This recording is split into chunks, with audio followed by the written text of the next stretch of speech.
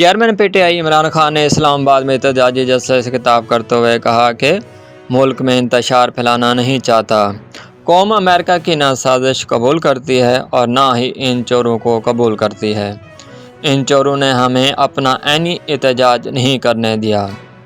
مزید کہا کہ میں ملک کا نقصان کرنے نہیں نکلا، تم چاہتے ہو کہ میں اپنے اداروں اور عدلیہ کے سامنے کھڑا ہو جاؤں۔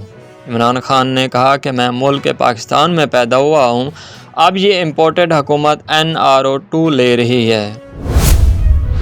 عمران خان نے اسلام آباد میں خطاب کرتے ہوئے کہا کہ قائد اعظم نے ہمیں آخر کیوں آزادی دلائی؟ ہم نے آزادی صرف لا الہ الا اللہ کے دعوے کے ساتھ حاصل کی، کیونکہ ہم اللہ کے سوا کسی سے نہیں ڈرتے اور صرف اللہ کی ہی عبادت کرتے ہیں۔ عمران خان نے مزید کہا کہ صرف آزاد قوم ہی بڑا نام بناتی ہیں، علامہ اقبال کے شہین کیسے غلامی پسند کر سکتے ہیں؟ پی ٹی آئی کا اسلام آباد میں جلسہ، پنڈال میں پارٹی پرچموں کی بہار۔ عمران خان راولپنڈی سے ریلی کی قیادت کرتے ہوئے پریڈ گراؤنڈ پہنچے، جبکہ شیخ رشید کی زیر قیادت ریلی لال حویلی سے نکلی۔ پی ٹی آئی کے رہنما فواد چودھری کہتے ہیں کہ عمران خان کو دوبارہ آنے سے کوئی نہیں روک سکتا۔ 22 جولائی کو پنجاب میں دوبارہ حکومت بنائیں گے۔ کراچی، لاہور، اسلام آباد میں عمران خان کا خطاب بڑی بڑی سکرینوں پر دکھایا جا رہا ہے۔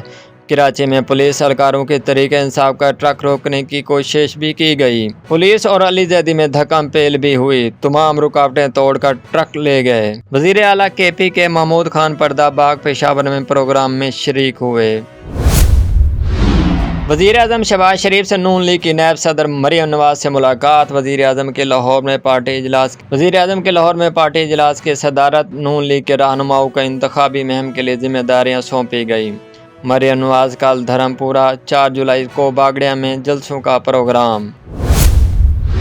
وزیر داخلہ رانا ثناءاللہ کی میڈیا سے گفتگو، بولے ڈی چوک پر پہنچنے کی دھمکیوں والا صفحہ پھٹ چکا ہے۔ بولے قیادت کو یقین دلایا ہے کہ اب کوئی بھی اسلام آباد کا گھیراؤ نہیں کر سکتا، آنسو گیس کا تازہ اسٹاک بھی منگوا لیا ہے۔